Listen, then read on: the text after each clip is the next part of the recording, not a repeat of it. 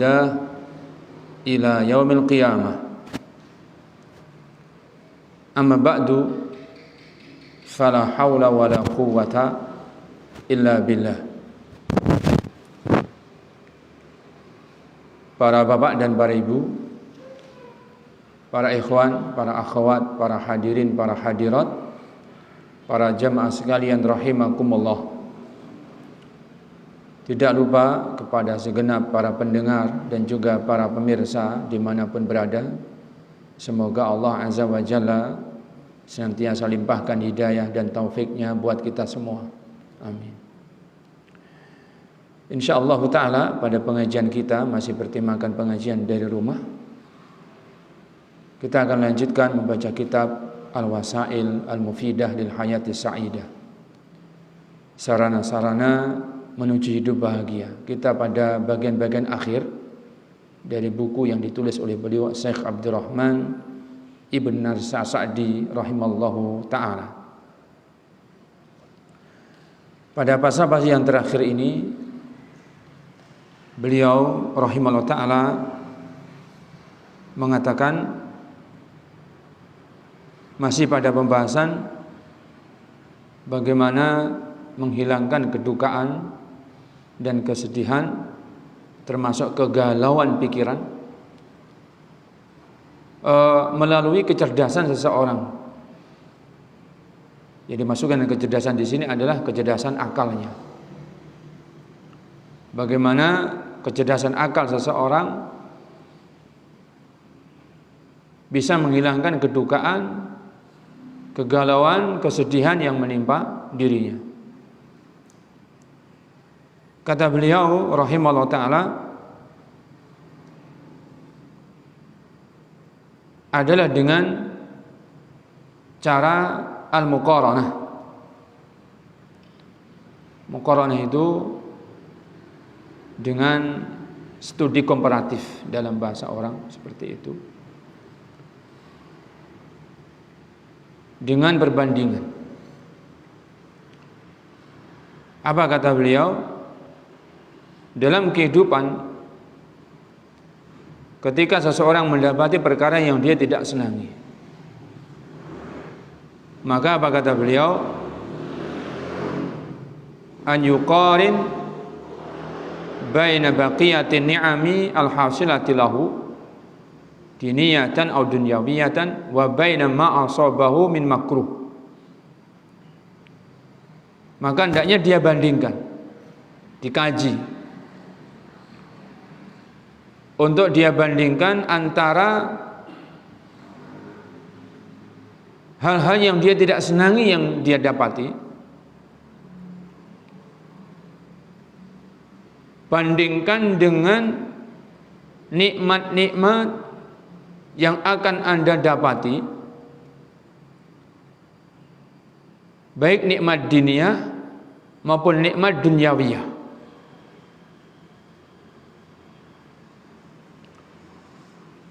Dengan kecerdasan akal seseorang,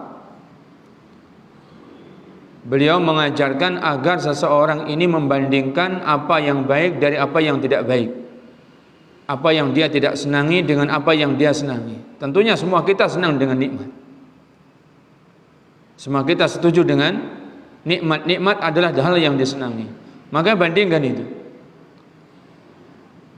Apa kata beliau? Fa'in dal muqaranati, di saat orang dengan akal baiknya dia membandingkan antara apa yang dia dapati berupa nikmat-nikmat dan antara apa yang dia dapati berupa perkara yang dia tidak senangi, yattadhihu, niscaya akan jelas dan gamblang bagi dia kasratu ma huwa fi minan ni'am, betapa masih melimpahnya, masih banyaknya nikmat-nikmat yang Allah Azza wa Jalla berikan kepadanya, dibandingkan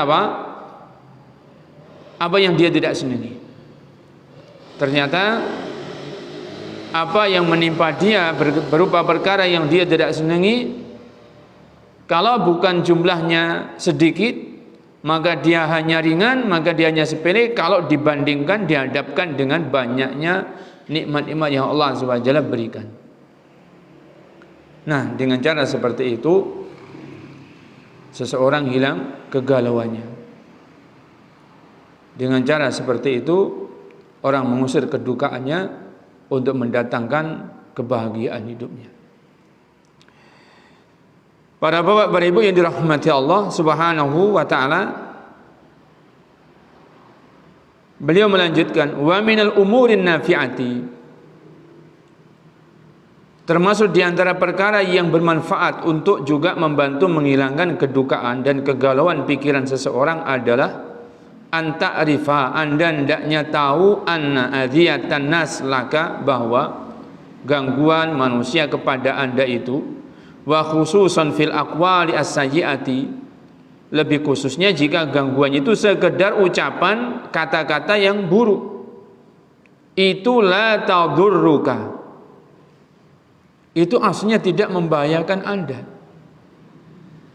aslinya tidak mengganggu anda, tidak membahayakan anda sedikit pun jika itu sekedar ucapan kata-kata gangguannya, bukan gangguan fisiknya, tapi sekedar gangguan berupa ucapan yang tidak baik, yang dilontarkan tujuannya kepada anda, itu tidak membahayakan anda. Maka ini anda harus memahami kata Syekh Abdurrahman Ibn Nasir As-Sa'di rahimahullah ta'ala, bal tadurruhum, bahkan ucapan yang tidak baik itu justru memadoroti orang-orang yang berucap tidak baik kepada anda.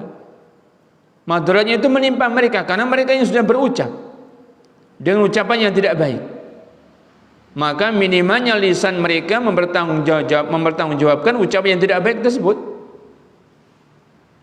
di hadapan manusia. Ini minimalnya. Belum lagi nanti mereka mempertanggungjawabkan ucapan lisan yang tidak baik nanti di hadapan Allah SWT. Berarti ucapan lisan itu membahayakan mereka. Sedangkan orang yang diucapkan perkataan kotor atau yang perkataan jahat kepadanya tidak ada bahaya yang menimpanya. Maka kenapa orang menjadi berduka, kenapa orang menjadi bersedih? Setelah dia tahu bahwa ternyata kata-kata itu sedikit pun tidak membahayakan dirinya. Bahkan itu membahayakan orang yang memiliki ucapan. Nah, maka dengan mengetahui ini dan menyadari ini, orang tidak lagi berduka. Illa, kecuali kata Syekh Abdurrahman, in istaghalta nafsaka istaghalat nafsaka fil ihtimami biha, kecuali kalau anda itu asghalta nafsaka, anda telah sibukkan jiwa anda untuk perhatiannya fokus kepada ucapan jelek itu, baru anda termadharati, baru anda mendapatkan bahayanya. Kalau dalam bahasa orang itu dileboknya hati. Kalau anda memasukkan ucapan yang jelek tadi itu sampai ke hati anda sehingga anda itu fokus memperhatikannya, maka baru anda termadharati dengan sebab itu. Nah,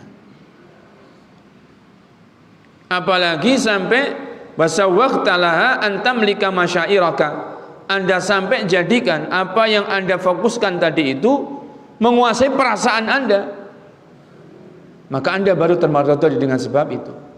Tapi kalau anda tidak memasukkannya ke dalam hati, tidak menjadikan itu menguasai perasaan anda, selamanya tidak akan anda termadharati. Fa inda dzalika tadurruka, maka di saat anda jadikan fokusnya pikiran anda kepada perkataan yang jelek yang dilontarkan kepada anda itu, dan anda jadikan itu yang menguasai perasaan anda, maka itu baru ucapan itu memadharatkan anda sebagaimana itu memadharatkan mereka. Tapi fa in anta lam tasgha laha balan la tadurruka syai'an, tapi jika anda tidak sedikit memperhatikan ucapan itu, tidak pedulikan ucapan kotor yang anda mendengarkan dengan telinga anda tidak pedulikan. Yang mendengar, yang dilihat orangnya, tetapi tidak dipedulikan, tidak diperhatikan, maka anda tidak termadharati. Lam tadurruka syai'an, tidak sedikit pun anda termadharati. Para bapak, para ibu yang dirahmati Allah Subhanahu wa taala, dari sini Syekh Abdurrahman Ibn Nasir As-Sa'di menyimpulkan, menjadikan sebuah pelajaran kepada kita, wa'lam, ketahuilah, kata beliau, anna hayataka taba'un li afkarika, jadi kehidupan Anda itu bahagianya, susahnya, sedihnya, berdukanya, atau bahagianya atau keceriaannya itu tabi'un li afkarika, sesungguhnya ikut saja pada pikiran Anda. Ikut saja pada pikiran Anda. Jadi pikiran Anda itulah nanti itu yang menentukan kehidupan Anda, apakah bahagia, apakah berduka. Fa in kanat afkaran fima ya'udu 'alaika naf'uhu fi dinin aw dunya. Jadi kalau Anda itu bisa berpikir hanya pada hal-hal yang kembali manfaatnya buat Anda, pikiran Anda itu adalah pikiran yang positif. Hal-hal yang sifatnya Anda dapati itu hanya dibaca bahwa itu akan mendatangkan manfaat baik buat Anda. Pikiran Anda selalu begitu. Baik manfaat dunia maupun manfaat agama. Tidak ada pikiran yang macam-macam. Hanya seperti itu dia membaca kenyataan, realita yang dia dapati.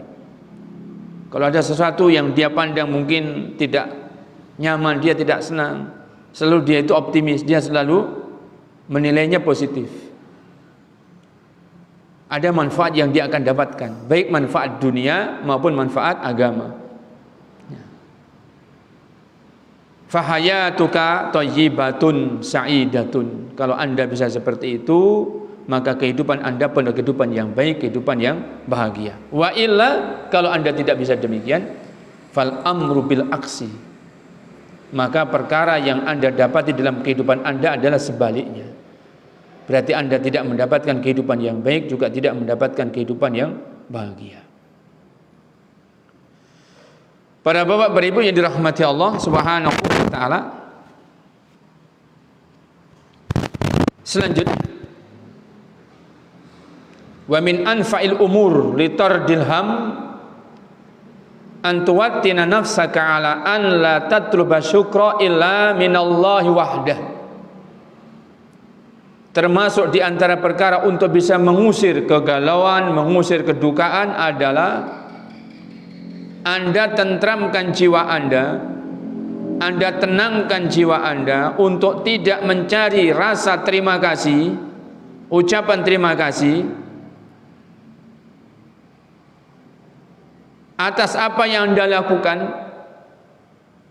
Tidak mengharapkan terima kasih, tidak mengharapkan syukurnya orang atau makhluk Allah, tidak. Tetapi Anda hanya berharap terima kasih itu tadi minallah, hanya dari Allah SWT.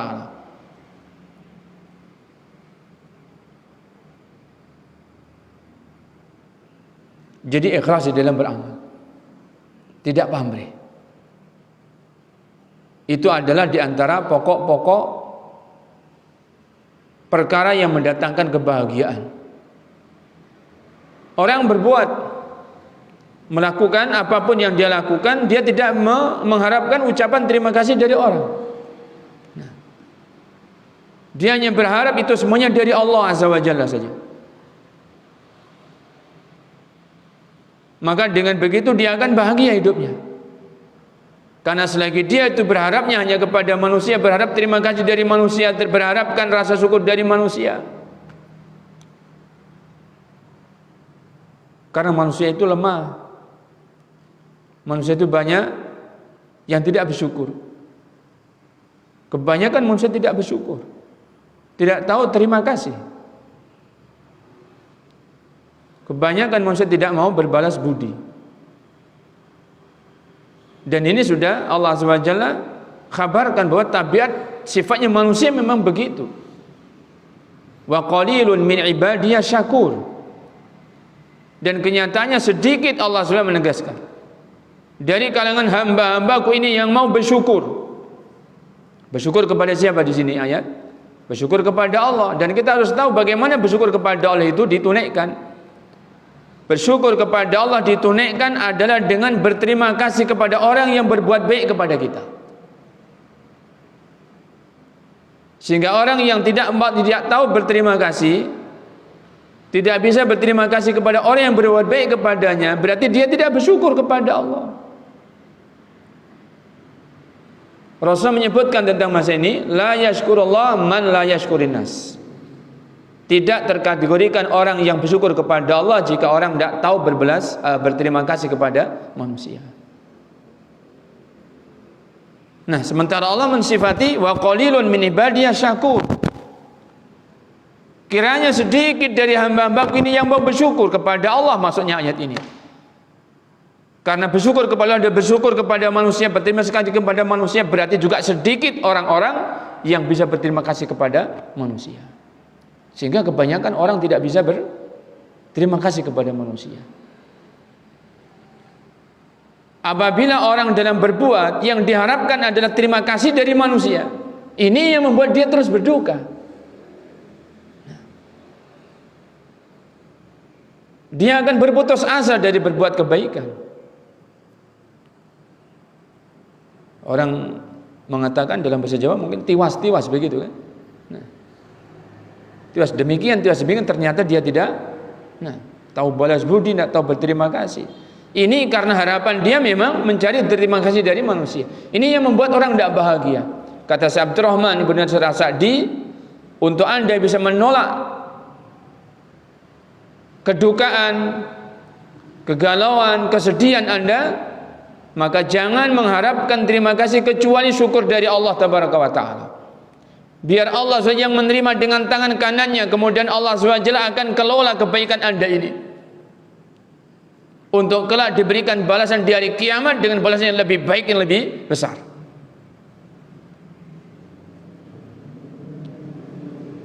Sebagaimana dalam sunnah disebutkan oleh Nabi SAW tentang masalah ini, jika orang bersedekah dengan 1 biji kurma saja, tapi min halalin, ini adalah dari upaya yang halal, karena biji kurma itu halal. Jadi halalan thayyiban, halalan zatnya, halalan juga cara mencarinya. Orang yang dia menafkahkan sebagian hartanya di jalan Allah, yang dia nafkah yang halalan thayyiban, maka Allah akan terima dengan tangan kanannya. Fayurabbiha kama yurabbi ahadukum faluhu. Sehingga Allah SWT akan kelola apa yang dia amalkan tadi itu, yang dia infakkan di jalan Allah tadi itu, dikelolanya, dipeliharanya oleh Allah SWT, sebagaimana salah seorang di antara kalian memelihara faluwahu. Faluwun adalah anak kuda tunggangan yang istimewa. Kuda pilihan ya sudah. Kalau orang punya kuda pilihan, dia kok punya anak, tentu tidak disia-siakan anaknya ini. Akan dipelihara dengan baik dari kecilnya sampai menjadi luar biasa. Rasul menggambarkan seperti itu. Maka harapkan terima kasih, harapkan syukur hanya dari Allah SWT.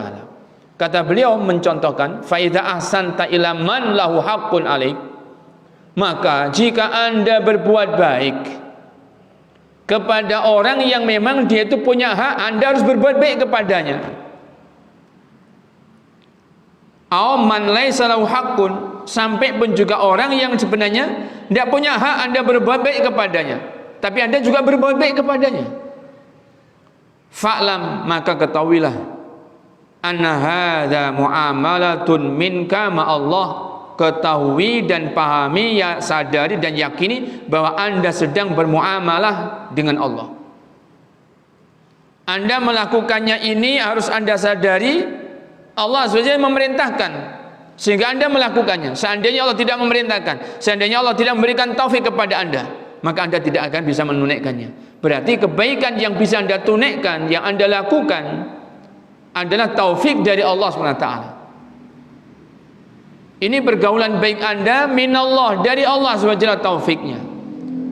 Maka fala tubali bi syukri man an'amta alaih, maka apabila demikian jangan Anda itu mengambil pusing berharap terima kasih dari orang yang telah Anda berikan kebaikan kepadanya, itu jangan.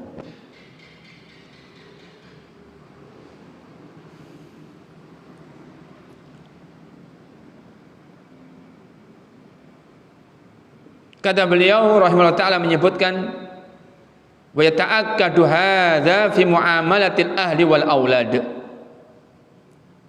Dan ini dikuatkan pula, artinya disangatkan anjuran yang seperti ini diberlakukan pula dalam muamalah seorang kepada istrinya dan kepada anak-anaknya. Contoh tadi itu, berbuat baik kepada orang yang memang mereka memiliki hak Anda berbuat baik kepadanya.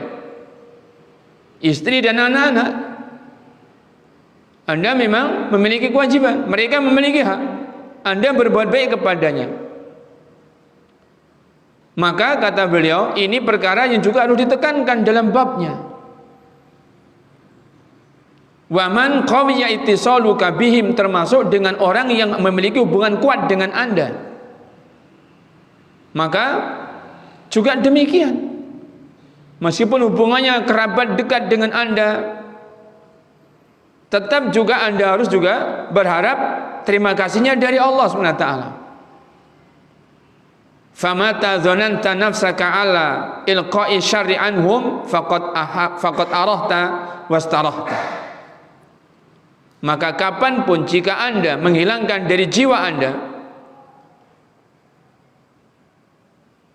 ala ilqa'i syarri anhum, yaitu membuang keburukan dari mereka, faqad arahta wastarahta, maka sungguh Anda telah menjadi orang-orang yang lapang dan Anda benar-benar bisa istirahat dari semua kegalauan dan juga kedukaan. Kaum muslimin, para bapak dan para ibu yang dirahmati Allah Subhanahu wa ta'ala, orang-orang yang ada di dekat kita, anak dan istri kita, yang mereka memiliki hak agar para suami menunaikan hak-haknya mereka. Jadi berbuat baiknya suami kepada mereka itu bukan lantaran suami ini yang mampu berbuat baik kepadanya, tapi taufiknya dari Allah SWT. Maka jangan menunggu terima kasihnya dari istri, jangan menunggu terima kasihnya dari anak-anak. Sekiranya mereka itu tidak berterima kasih, sehingga Anda pun berputus asa untuk berbuat baik kepada mereka. Tapi harapkan itu semuanya dari Allah Tabaraka wa Ta'ala. Karena Anda wajib melakukan kebaikan itu kepada mereka yang mewajibkan Allah SWT, sehingga Anda pun bisa menunaikan taufik dari Allah SWT, sehingga tidak ada yang kita harapkan syukurnya kecuali Allah SWT. Allah SWT menekankan tentang masalah ini. Qala ta'ala fi haqqi khawasi khalqihi, Allah berfirman mensifati orang-orang pilihan dari makhluknya, yaitu dari kalangan manusia, berarti orang-orang yang beriman dan bertakwa. Apa ucapan mereka? Innama nut'imukum liwajhillah la nuridu minkum jazaan wala syukura. Kami ini hanyalah memberikan makan kepada kalian mengharapkan wajah Allah saja. Kami mengharapkan wajah Allah, tidak mengharapkan yang lain. La nuridu minkum, kami tidak inginkan dari kalian jazaan berupa balasan, wala syukura, tidak pula ucapan terima kasih. Semata-mata yang diharapkan dari Allah. Ini hamba-hamba pilihan dari kalangan manusia, pilihan Allah Tabaraka wa Ta'ala. Begitu sifatnya mereka, sehingga mereka dikatakan khawasnya Allah Tabaraka wa Ta'ala, orang-orang spesialnya Allah Tabaraka wa Ta'ala. Manusia-manusia baik, yaitu manusia-manusia spesial di hadapan Allah Subhanahu wa Ta'ala. Para bapak, para ibu yang dirahmati Allah Subhanahu wa Ta'ala, memang terkadang kita masih mendapati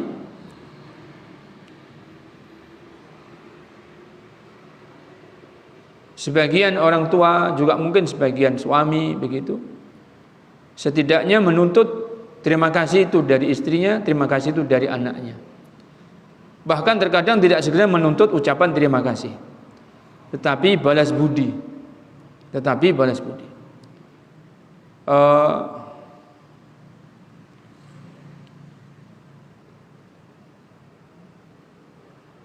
Selama ini aku sudah berbuat baik kepadamu, nah, tapi mana balas budimu? Misalnya, sudah bapak ini capek payah bekerja hanya untuk menyekolahkan kamu,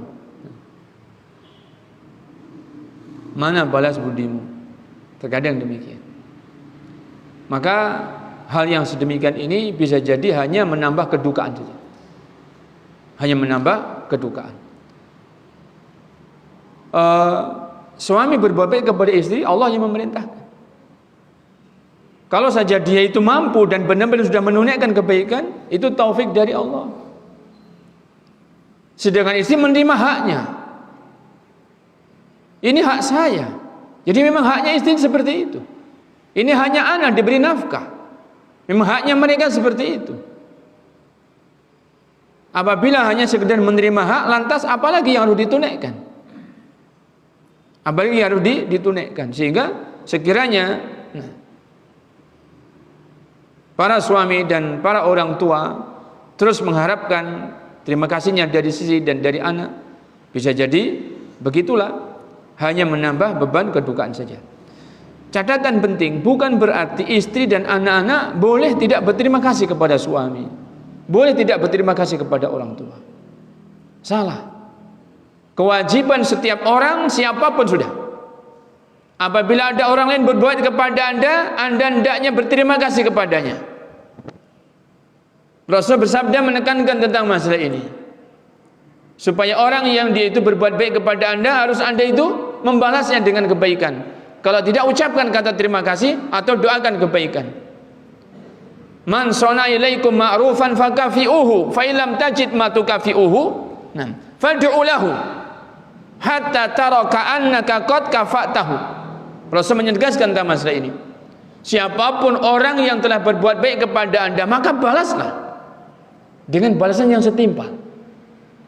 Nabi menekankan, jika anda tidak mendapati sesuatu yang setimpal yang anda bisa membalasnya, maka doakan kepada dia, sehingga anda itu menyatakan diri anda, melihat diri anda sudah benar-benar membalas kebaikan orang yang telah berbuat kebaikan kepada anda tersebut. Berarti ada hak, ada kewajiban. Kewajibannya orang-orang yang sudah diperbuat baikan kepada dirinya, berterima kasih, membalasnya dengan kebaikan. Ini kewajiban orang yang mendapatkan kebaikan. Tapi bukan berarti orang yang berbuat baik boleh mengharapkannya. Bedakan ini. Harapkan itu dari Allah, sehingga seandainya seorang yang berbuat baik tadi mendapatkan istrinya, masya Allah, tahu balas budi, sehingga berbuat baik kepadanya, mendapati anaknya juga demikian, itu taufik dari Allah. Bisa jadi karena keikhlasan anda berharap syukur dari Allah semata, sehingga Allah jadikan istri anda jadikan anak-anak anda pun berbuat baik kepada anda. Maka begitu. Syekh Abdurrahman Ibnu Nasir As-Sa'di rahimahullah ta'ala membuatkan kaidah yang sangat baik kepada kita semuanya, bagaimana dalam bermuamalah, berbuat kebaikan kepada orang lain. Semoga Allah memberikan taufik dan hidayah kepada kita semuanya menuju kebaikan-kebaikan yang diridhoinya. Allahumma amin. Demikian yang bisa kita bacakan. Insyaallah taala kita akan lanjutkan membacakan keterangan-keterangan yang terakhir dari pembahasan kitab ini di pertemuan pengajian kita yang akan datang. Wassalawatullah wassalamu ala nabiyyina wa habibina Muhammadin wa ala alihi wa sahbihi wasallam.